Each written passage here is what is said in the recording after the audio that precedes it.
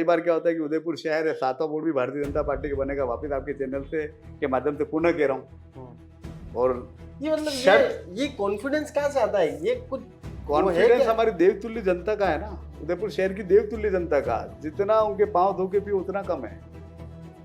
30 वर्षों से अब की बार बदलाव के मूड में, पर जनता ये मीडिया जो है ना, ये हर 5 साल पहले कहती है। 2019 में बिका, 14 में बिका, 9 में बिका, 4 में बिका, 1999 में बिका। अगर आप महापौर बनते हैं तो ऐसे 5 विजनरी कार्य आपके क्या है जो आपकी टॉप प्रायोरिटी पर रहेंगे? देखिए, सबसे फर्स्ट रहेगा, जिस जगह हम बैठकर पूरे उदयपुर को संचालित करेंगे 80 वार्डों को, वो सबसे पहले हाईटेक होना चाहिए। सेवाश्रम से लेके सपना भी कह दो या कुछ भी कह दो, उस रोड को वापस उसी स्थिति में लाना है कि वो 150 फीट रोड है, उसको केवल बीच में 4 फीट का एक डिवाइडर चाहिए, उस पर खूबसूरत लाइटें चाहिए और खूबसूरत पौधे चाहिए, दुर्गा नर्सरी से लेके भट्टे तक। राइट साइड के अंदर जो यूनिवर्सिटी के क्वार्टर्स बने हैं, अगर वो पॉसिबल हो तो उनको 20 से 30 फीट क्वार्टर, 40 से 50 फीट पीछे हैं, उनको 30 फीट पीछे लेके उस रोड को पहले भी चौड़ी किया हुआ, अभी भी चौड़ी किया जा सकता है। उदयपुर में एक विशाल गौशाला बनाने का एक बहुत बड़ी एक संकल्प है कि एक बहुत बड़ी गौशाला, उस गौशाला को संचालित भी उदयपुर की जनता करे। ठीक है, 80 वार्डों के अंदर जो भी पेराफेरी के जो गांव एड हुए हैं उनको पट्टे मिलना बहुत चाहिए। नगर निगम के अंदर जितनी भी फाइलें पेंडिंग पड़ी हुई, जो बेचारे, मैंने कई बार देखा, मैं जाता हूँ तो पट्टे के लिए, नामांतरण कराने के लिए, परमिशन लेने के लिए उनको 1-1, 2-2, 3-3 महीने 20-20 राउंड काटने पड़ते हैं। तो उन सब की फाइलें फर्स्ट प्रायोरिटी पे। और उदयपुर में नगर निगम क्षेत्र में जितने भी मकान आ रहे हैं जो लीगल हैं, उन सबको पट्टे मिल रहे हैं। इसका भी दिमाग बहुत अच्छे से चलता है कि कहाँ से कहाँ पैसा आएगा, कहाँ से कहाँ पैसा आएगा। भी अच्छे हैं व्यापार जैन समाज से आते हैं, खून में बसा हुआ है, आज से कभी कोई गलत काम किया नहीं, कोई 10 पैसे का ब्लेम लगा नहीं सकता, कोई भी आंख उठा के ये नहीं बोल सकता कभी कोई गलत काम किया।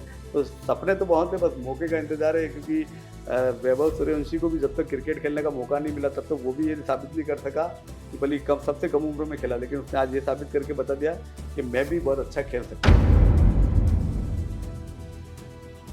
गजपाल सिंह जी से किस तरह के संबंध है? देखिए, मैंने क्या कहा, विचारों का संगठन एक ही है, दिशा एक ही है, विचार पल अलग अलग हो सकते हैं। परिवार में भी 2 भाइयों के भी विचार नहीं मिलते हैं, माता और पिता और बेटों के भी कई बार विचार नहीं मिलते हैं, लेकिन हमारा लक्ष्य एक ही है, भारतीय जनता पार्टी और 7वां बोर्ड 55 सीटें प्लस से बनाना।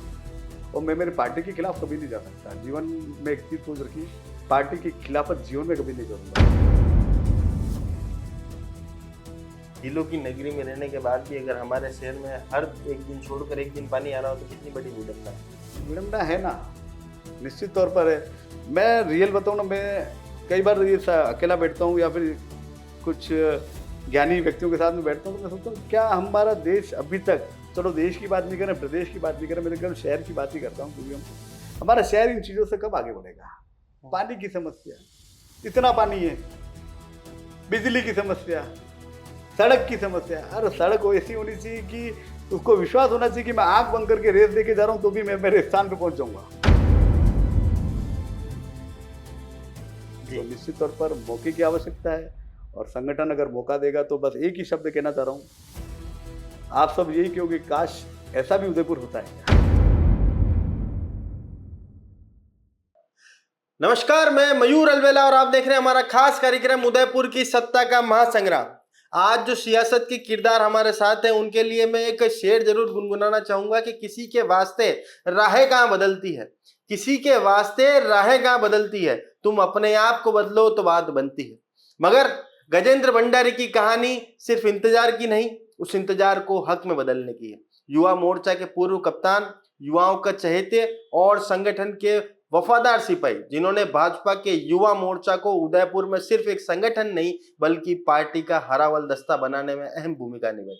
रक्तदान के क्षेत्र में रक्तवीर की पहचान से लेकर युवाओं को संगठन से जोड़ने तक भंडारी ने हर मोर्चे पर अपनी मौजूदगी दर्ज कराई।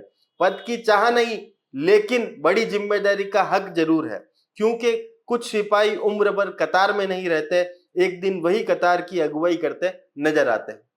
ऐसे ही एक नेता, युवा नेता गजेंद्र जी भंडारी हमारे साथ। सबसे पहले चैनल पे बहुत बहुत स्वागत है। बहुत बहुत धन्यवाद मयूर भाई आपका। जी सर, आपके शुरुआती दिनों से अखिल भारतीय विद्यार्थी परिषद के दिनों से हम आपसे परिचित हैं। लीडरशिप क्वालिटी आपसे शुरू में आपके अंदर है। क्या देखते हैं कि 2 बार युवा मोर्चा के जिला अध्यक्ष बनने के बाद भी पार्टी में जो एक स्थान, मुकम्मल स्थान मिलना चाहिए, जो एक सम्मान मिलना चाहिए, क्योंकि आपने युवा मोर्चा को एक 400 व्यक्तियों की टीम का पूरा कुनबा बना के छोड़ा है। उसके बावजूद पार्टी की मुख्य धारा में गजेंद्र जी भंडारी का नाम ना होना। देखिए, सबसे पहले तो मयूर भाई आपका बहुत बहुत धन्यवाद कि आप हर बार चुनावी जब भी आते हैं, नगर निगम का कुछ भी, तो आप दोनों ही पार्टियों के राजनीतिक जो चेहरे हैं उनको आम जनता को दिखाने का प्रयास करते हैं।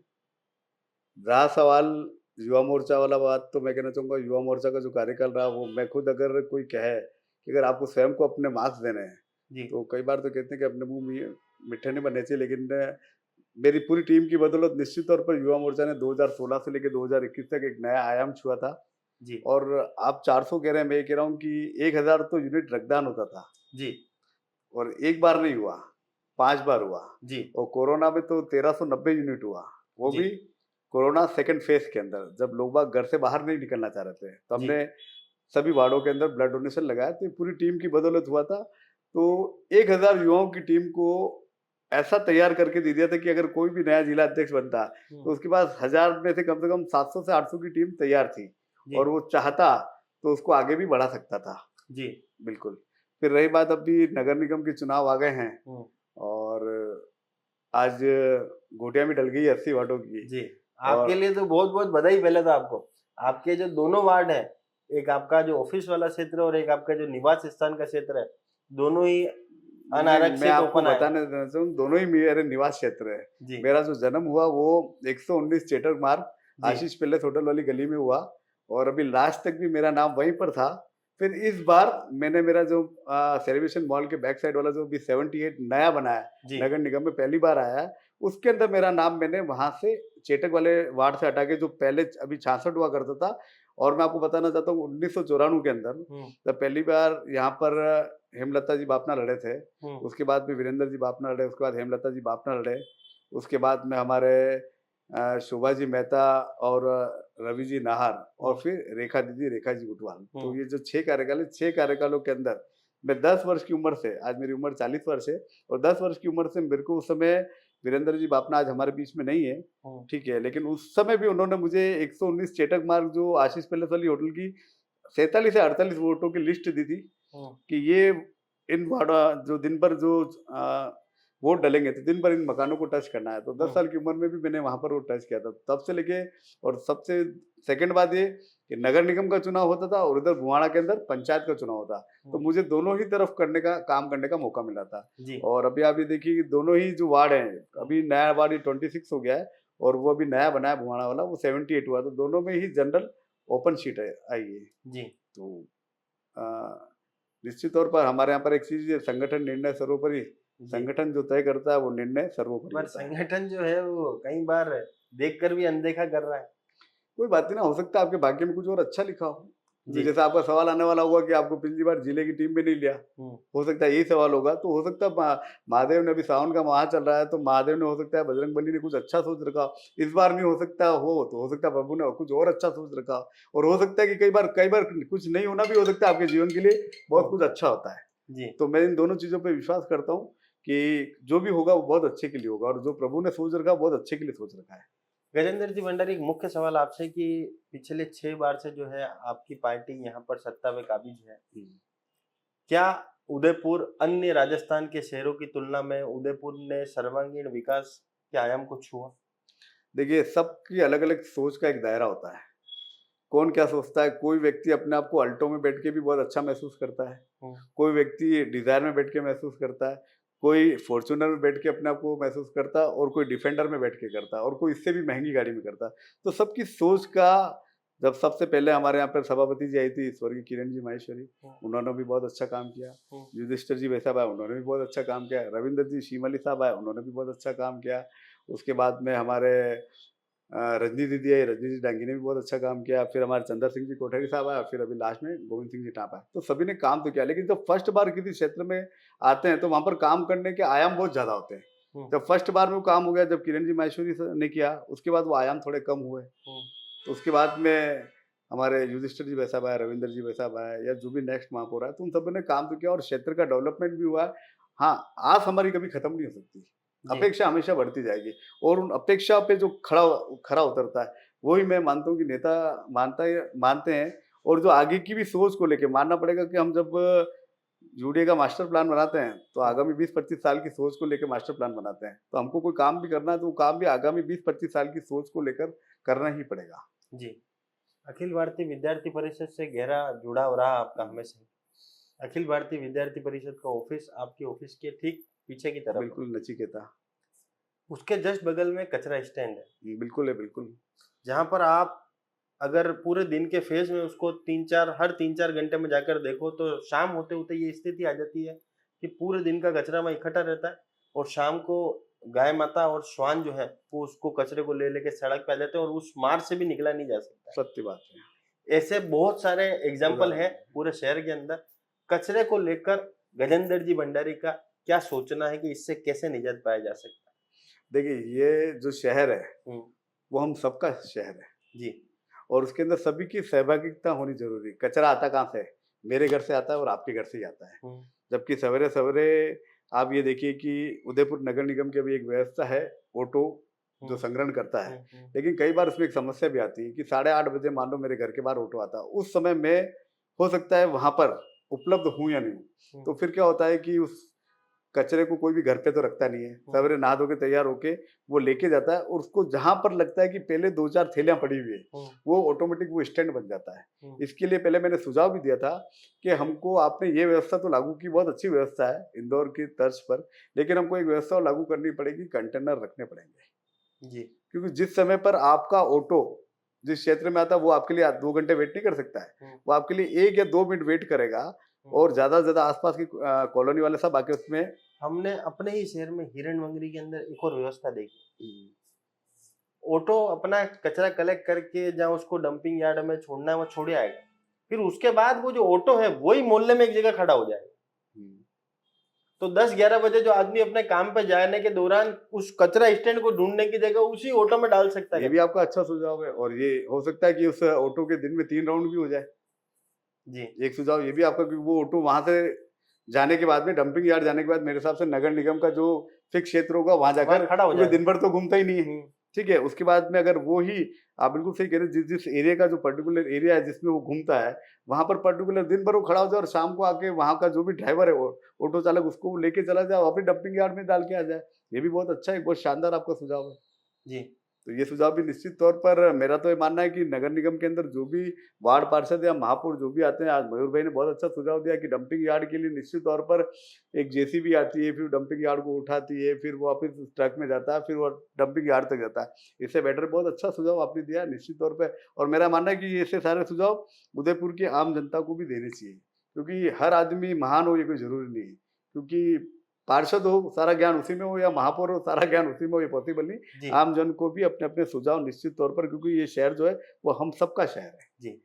गजेंद्र जी भंडारी, हालांकि आप कभी नगर निगम की सीढ़ी तो नहीं चढ़े, पर ऐसा रोजाना आप किसी न किसी कार्य की वजह से यूआईटी और नगर निगम में आपका आना जाना लगातार है। लंबे समय से अधिकारी वर्ग जो है वो यहाँ पर काबिज है, उनका तबादला भी होता है तो वापस 10 दिन बाद 15 दिन बाद वही अधिकारी घूम फिर के वापस यहाँ आ जाते हैं।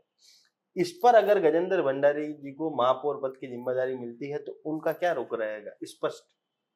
देखो, एक चीज मैं आपको बता देना चाहता हूँ, कई बार ये अधिकारी वर्ग की जो बात आती है, देखिए पूरे राजस्थान में जो अधिकारी वर्ग है वो फिक्स होते हैं। आप ज्यादा से ज्यादा क्या कर सकते हो, उदयपुर से डूंगरपुर भेज सकते हो, डूंगरपुर से बीकानेर भेज सकते हो, बीकानेर से जोधपुर भेज सकते हो, जोधपुर से जयपुर भेज सकते हैं। उन सभी को जाकर कार्य तो वही करने हैं, जो कार्य उदयपुर में करना है वही कार्य उसको जयपुर में करना उन अधिकारी को, और वही कार्य बीकानेर में करना। निश्चित तौर पर काफी लंबे समय से जो टिके हुए हैं उनका ट्रांसफर भी होना चाहिए, लेकिन मेरी एक सोच है, हमको अधिकारी वर्ग से काम करवाना आना चाहिए। हमारा मेन मोटो क्या होता है? हमारा मेन मोटो ये होता है कि आम जन के जो भी कार्य हैं वो कार्य होने चाहिए, और वो कार्य किसके माध्यम से होते हैं? अधिकारी वर्ग के माध्यम से होने चाहिए होते हैं, तो काम होने चाहिए। फिर भी कई बार लोग सोचते हैं कि 10 साल से अधिकारी नहीं टिका हुआ, 15 साल से अधिकारी नहीं टिका हुआ। निश्चित तौर पर एक सरकार की एक प्रणाली भी है कि हर 3 साल के अंदर हर अधिकारी वर्ग को इधर से उधर शिफ्ट करना चाहिए। लेकिन मैं तो ये मानता हूँ शिफ्ट करते हैं वो तो बहुत अच्छी बात है, लेकिन मेन जो काम है, क्योंकि नया अधिकारी आता है, उस नए अधिकारी को वापस यहाँ की भौगोलिक स्थिति को परिस्थिति को समझने में समय लगता है। उसको पर वो ज्यादा स्थिति समझ जाते हैं, वो भी लफड़ा वो भी वाला दिक्कत है ना, तो उसको कहने को कि बैलेंस में रखना चाहिए, न राइट में न लेफ्ट में। ठीक है, हर चीज बैलेंस में अच्छी लगती है। पर कई बार क्या होता है सर कि बहुत सारे जो नेता भी होते हैं वो अपने चीज को सेट करने के लिए किसी अधिकारी को सेट कर लेते हैं, वो अधिकारी भी उस संरक्षण में अपने आप को महसूस करता है। इस वजह से ये जो ट्यूनिंग का खेल है, इस चक्कर में भुगतान शेयर करता है। निश्चित तौर पर आपकी बात बिल्कुल सही है कि कई बार नेता लोग भी, चाहे वो किसी भी पार्टी के हों, वो किसी अधिकारी वर्ग से विशेष लगाव होने के कारण उसको यहीं पर रखने की सिफारिश भी करता है। जी, मेरा ये मानना है कि अगर नेता वही होता है जो आम जन के लिए बना होता है, आम जन की समस्याओं के लिए बना हो। मेरा भाई भी अगर सामने वाली कुर्सी पे बैठा है, किसी RSIS की कुर्सी पे, अगर वो गलत है तो मुझे उसका भी विरोध करना चाहिए, क्योंकि हमको आम जन ने चुनकर भेजा है जनप्रतिनिधि के रूप में नगर निगम में, विधानसभा में और लोकसभा में, और उनकी जो लीगल या जो जायज मांगे हैं। और मैं तो एक बात कहता हूँ कि हम सबको भी इन सारी चीजों से ऊपर उठना पड़ेगा। जी, नगर निगम का चुनाव आता है, आपका माइक लेकर जाते हैं, सवाल वो के वही होते हैं, बस चेहरे बदल जाते हैं। जी, वहाँ की पब्लिक बदल जाती है या फिर वहाँ का वार्ड पार्षद बदल जाता है। कोई 2-4-5 बातें ऐसी होती है कि कभी ये वार्ड पार्षद हमको 5 सालों में कभी नजर ही नहीं आया। एक बात तो ये होती है, हमारे यहाँ पर सफाई नहीं हुई, हमारे यहाँ पर लाइट बंद है, हमारे यहाँ पानी नहीं आता, हमारे यहाँ पर रोड खराब है। क्या हम देश को आजाद होने के बावजूद, आज हमने कल 2 दिन पहले 80वां स्वतंत्रता दिवस मनाया, 80 साल बाद भी क्या हम लोग अभी तक यहीं पर ठहरे हुए हैं? यही तो सवाल है ना सर। हमने अभी 80 साल देश को आजाद होने के बावजूद भी अगर हम इन 4 या 5 चीजों पर ठहरे हैं, तो हमारा देश जो मोदी जी का विजन है 2047 विश्व गुरु बनने का, कब तक बनेंगे? उसके लिए हम सभी को भी मिलकर प्रयास करने पड़ेंगे। और निश्चित तौर पर जो अधिकारी वर्ग जो कह रहे हैं ना, उस अधिकारी वर्ग पर लगाम लगने की सख्त आवश्यकता है जी। और वो लगाएगा कौन? देखो, मैं मानता हूँ 3 P होते हैं, ये मेरी सोच है। अभी तो 2 P है आपकी पार्टी में दोगे पार्टी में लेकिन शहर की मानता हूँ, P for population, P for public हो गया, पॉलिटिशियन हो गया, पुलिस। ये मेरी सोच है। पॉलिटिशियन अगर ज्यादा अति करता तो पब्लिक सुधार देती है। वो कैसे? 5 साल में वोट देती है। पब्लिक अति करती है तो कौन सुधार देता है? पुलिस। और कभी पुलिस अति करती है तो पॉलिटिशियन सुधार देता है, ट्रांसफर करा के या लाइन हाजिर करा के। तो इन तीनों का आपस में एक सामंजस्य है। इन तीनों के सामंजस्य को समझने की भी आवश्यकता है। और मेन तो जनता का रोल रहता है। जनता किस नेता को चुनती है। और कई बार क्या होता है, नेता चुनता तो है, जब वोट लेना होता है तब तो दिन में 4 बार घर पहुंच जाते हैं, और फिर उसके बाद में 5 साल वापस जब आपका माइक जाता है तो वापस वही सवाल खड़ा हो जाता है कि ये तो उस समय आए थे, उसके बाद कभी आए नहीं थे। तो मेरा ये मानना है कि दोनों पार्टियों को टिकट भी ऐसे व्यक्ति को देना चाहिए जो वाकई में जनता के बीच में रहा हो और रह सकता हो। जी, कई बार क्या होता है कि उदयपुर शहर है, 7वां वोट भी भारतीय जनता पार्टी के बनेगा। वापस आपके चैनल से के माध्यम से पुनः कह रहा हूँ। और ये मतलब ये कॉन्फिडेंस कहाँ से आता है? ये कुछ कॉन्फिडेंस हमारी देवतुल्य जनता का है ना, उदयपुर शहर की देवतुल्य जनता का। जितना उनके पांव धो के पिए उतना कम है। 30 वर्षों से अब की बार बदलाव के मूड में, पर जनता ये मीडिया जो है ना, ये हर 5 साल पहले कहती है। 2019 में भी कहा, 14 में भी कहा, 9 में भी कहा, 4 में भी कहा, 1999 में भी कहा, और 1994 का मुझे नहीं पता, 1994 में भी कहा होगा। ये तो आपका सवाल आप करेंगे, मैं आपको कह रहा हूँ ना, शायद 11 तारीख को रिजल्ट आएगा, अभी अधिसूचना जारी तो नहीं हुई है, तो 11 तारीख को देखना, मिनिमम 55 सीट कह रहा हूँ मैं आपके चैनल के माध्यम से। कितनी? 55। मैक्सिमम 80 भी हो सकती है। ये तो खैर मैक्सिमम, मैंने कहा मिनिमम आपको कहा 55, मैक्सिमम 80 भी हो सकती है। मतलब 55 से 60 तो है ही है। बाकी ऊपर वाले के आशीर्वाद से जिससे सही टिकट का बंटवारा होगा और अच्छे कैंडिडेट को टिकट देंगे तो निश्चित तौर पर 80 भी टच होने में कोई इसको अदरवाइज सोचने की जरूरत नहीं। बस कार्यकर्ताओं का सिलेक्शन होना चाहिए, कार्यकर्ताओं का सिलेक्शन अच्छा होना चाहिए। तेरा मेरा नहीं किया, क्या नहीं किया? तेरा मेरा नहीं किया। और जो संगठन के प्रति वफादार रहा, जिसने कभी भी संगठन की लाइन को ना राइट किया ना लेफ्ट किया। हो सकता है व्यक्ति का विरोध हो सकता है, हर पार्टी में होता है, परिवार में भी होता है, पार्टी की बात क्या कर रहा हूँ, परिवार में भी होता है। मेरी भी एक दो नेताओं से नहीं बनती है भारतीय जनता पार्टी के, इसका भी मतलब आऊंगा मैं। हाँ उस पर आप आना। मैं तो खुद ही कह रहा हूँ ना, नहीं बनती, उनके और मेरे विचार मेल नहीं खाते हैं, तो क्या मैं संगठन विरोधी थोड़ी ना हो गया। आज से गजेंद्र भंडारी के खिलाफ कोई ये कह सकता है कि गजेंद्र भंडारी ने संगठन के विरोध में कभी कोई काम किया हो? एक जना कहते कि संगठन के विरोध में काम किया हो। टिकट पार्टी किसको भी दे, हमारा लक्ष्य होता है भारतीय जनता पार्टी कमल का फूल, उसको जिता के हमको भेजना है। आयड़ को वेनिस बनाने का सपना कई पूर्व जनप्रतिनिधियों का रहा, वर्तमान विधायक का भी है। साबरमती रिवर फ्रंट के तर्ज पर इसको डेवलप करना चाहते हैं। क्या वाकई में अगर आपको महापौर पद की जिम्मेदारी मिलती है तो आयड़ क्या वेनिस बन पाएगी, या इसका कोई दूसरा अल्टरनेटिव है आपके पास? देखिए, पिछले कई वर्षों से एक सवाल आ रहा है उदयपुर की आयड़ नदी को लेकर। मेरा ये मानना है, जो मेरी सभी उदयपुर की देवतुल्य जनता जो मेरी आवाज को सुन रही है, उन्होंने वो आयड़ नदी भी देखी होगी जिस समय बारिश के समय पर यहाँ पर बहाव के कारण पानी जब जाता था, और जब वो जो अपने बोलिए कहते थे हम उनको, कांटे वाले, उसके अंदर थैलियों का अगले दिन गुच्छा जम जाता था, और अगले दिन हम सवेरे आके जब उसको देखते तो हमको बहुत ही गंदी लगती थी। यहाँ पर काफी गंदगी थी। उस स्थिति और आज की स्थिति का आप कंपेयर कीजिए कि उस स्थिति में और आज की स्थिति में। मैं कह रहा हूँ कि पुराना एक फोटो निकालिए, अगर गूगल के माध्यम से अगर किसी के पास पड़ा हो, आज से 10 साल पुराना फोटो, ठीक है, मुझे जहां तक ध्यान है शायद 2007 में यहाँ हमारे उदयपुर में बहुत तेज, 2007 की बात है ना, बहुत तेज बारिश हुई थी, और यहाँ पे जो आयड़ नदी तक जो पानी गया था, ठेठ ऊपर तक का बहाव आ गया था। उस समय के 1-2 दिन बाद जब पानी का ठहराव नीचे गया, उस समय का फोटो कोई लेके आया और अभी का कोई फोटो लेके आया? अच्छा, मैं आपको आप 75 करोड़ की बात करोगे ना, 75 करोड़ रुपए यहाँ पे लगे, वो कहाँ गए? पानी में बह गए, वो बह गए? अरे नहीं बहे मेरे भाई, नहीं बहे। आप उस समय की उस फोटो को देखो और आज के फोटो को देखो, बताइए आप। मान लिए किसी बच्चे का अपन उसको डॉक्टर बनाने के लिए उसका एडमिशन कराते हैं कि भाई यार डॉक्टर बन जाए, उसका एडमिशन भी हो गया, डोनेशन वगैरह जो भी देना था अपन ने डोनेशन भी दे दिया, सब कर दिया। वो बच्चा डॉक्टर नहीं बन पाया, उस बच्चे कंपाउंडर बन गया, तो भी हम संतुष्ट होंगे? नहीं यार, बच्चा तो पहले तो 12वीं पास ही था ना, अब तो कंपाउंडर तो बन गया ना। 75 करोड़ रुपए आप लोगों ने लगाए, तो क्या स्वच्छता के नाम के 75 करोड़ रुपए लगे? 75 करोड़ रुपए वहां पर जो लगे, और 75 करोड़ रुपए का आज तक आप लोगों में से किसी ने जाके हिसाब मांगा क्या? देते क्या है?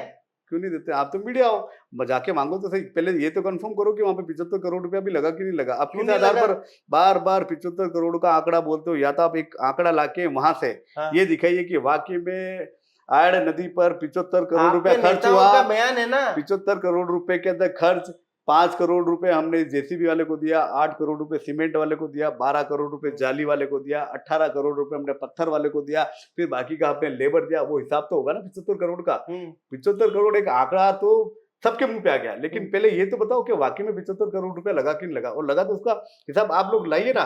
क्यों नहीं लाते? आप लोग जितना हमसे सवाल करते हैं उतना 10 मिनट का समय निकाल के आप खुद वहां जाइए और भैया कितना पैसा लगा बताइए, और उसका पैसा कहाँ का गया, चेक लगाओ। अच्छा, उससे क्या होगा बताओ? वो हिसाब एक चीज तो ये तो क्लियर होगी कि वाकई में आयड़ नदी में 75 करोड़ रुपया लगा कि नहीं लगा। क्या पता आंकड़ा कम हो तो, और हो सकता है आंकड़ा ज्यादा हो तो।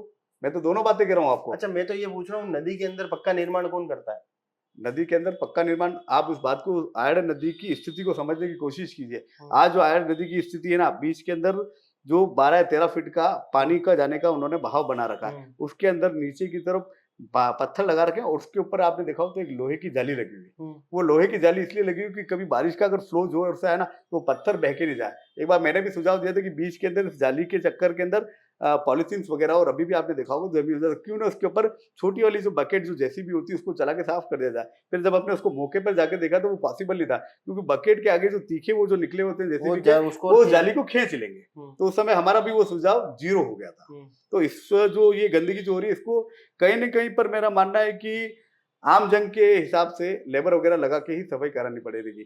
फिर आपके बाद आपने कर सवाल किया कि अगर आप महापौर बन जाए तो, देखो मैं बताऊँ, ये सारी चीजें तो है वो आपकी भाग्य की बात है कि आपके भाग्य में कितना लगा। आप कितनी भी मेहनत करें, राजनीतिक क्षेत्र जो होता है वो 10% मेहनत का खेल होता है और 90% भाग्य का खेल होता है।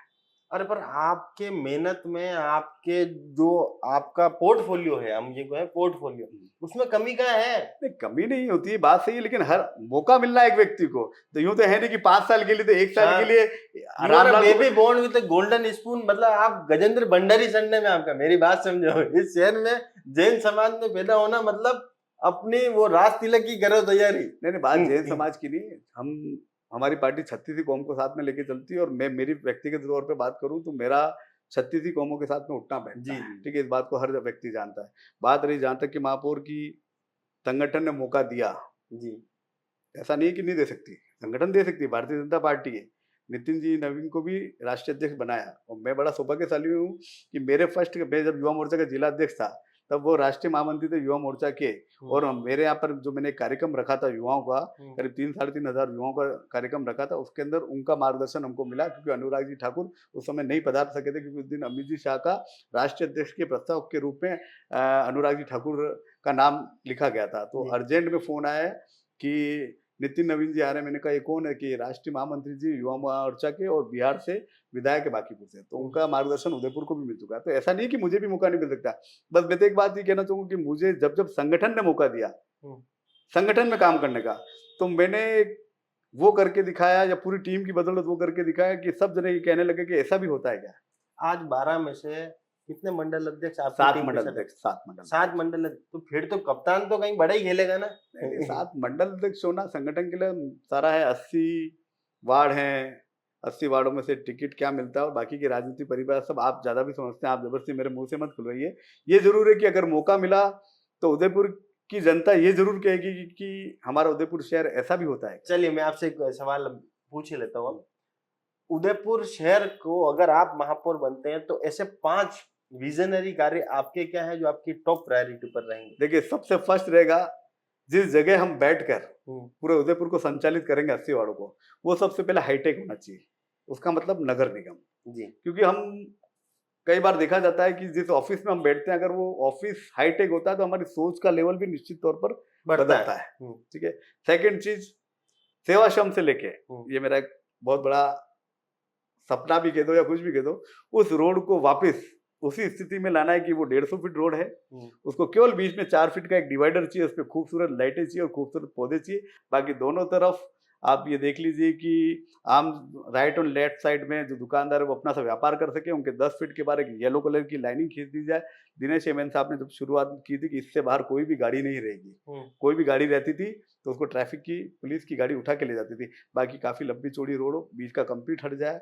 उसके बाद एक और इच्छा है, दुर्गा नर्सरी से लेके भट्टे तक राइट साइड के अंदर जो यूनिवर्सिटी के क्वार्टर्स बने हैं, अगर वो पॉसिबल हो तो उनको 20 से 30 फीट क्वार्टर, 40 से 50 फीट पीछे हैं, उनको 30 फीट पीछे लेके उस रोड को पहले भी चौड़ी किया हुआ है, अभी भी चौड़ी किया जा सकता है। उसके बाद उदयपुर में एक विशाल गौशाला बनाने का, ताकि बार बार जो ये कहते हैं ना, हमारे यहाँ पे उदयपुर में 2 चीजें हैं कि एक तो गौ माता कई बार रोडों पर लावारिस रूप में घूमती रहती है, कई बार एक्सीडेंट वगैरह भी हो जाते हैं। एक बहुत बड़ी एक संकल्प है कि एक बहुत बड़ी गौशाला, उस गौशाला को संचालित भी उदयपुर की जनता करे। नगर निगम को जमीन मिली हुई है लेकिन वो जमीन काफी दूर है, वहां तक आना जाना पॉसिबल नहीं है। इन 80 वार्डों के आसपास में ही इतनी कोई बड़ी जमीन हो जो सरकार से अलॉट हो और उस पर इतनी विशाल गौशाला बने, क्योंकि हमारे सनातन धर्म के अंदर गौ माता को बहुत बड़ा माना जाता है। आज की तारीख में सबसे पहले मैं भी घर से निकलता हूँ तो रजगा गौ माता को देता हूँ, कोई रोटी देता है, कोई गुड़ देता है। तो उस गौशाला में आके वो लोग बाग, उदयपुर की जनता, क्योंकि पर डे आजकल कितने लोगों के जन्मदिन भी होते हैं, कितने की माताओं पिताओं की पुण्यतिथियां भी होती है, तो कई लोग आजकल एक ट्रेंड बन गया है कि गौ सेवा करके, मानव सेवा करके उनकी पुण्यतिथियां या जन्मदिन को मना जाए। तो सभी वहां पर मनाए। लावारिस कुत्ते हैं जिनसे बच्चों को बहुत ज्यादा खतरा है।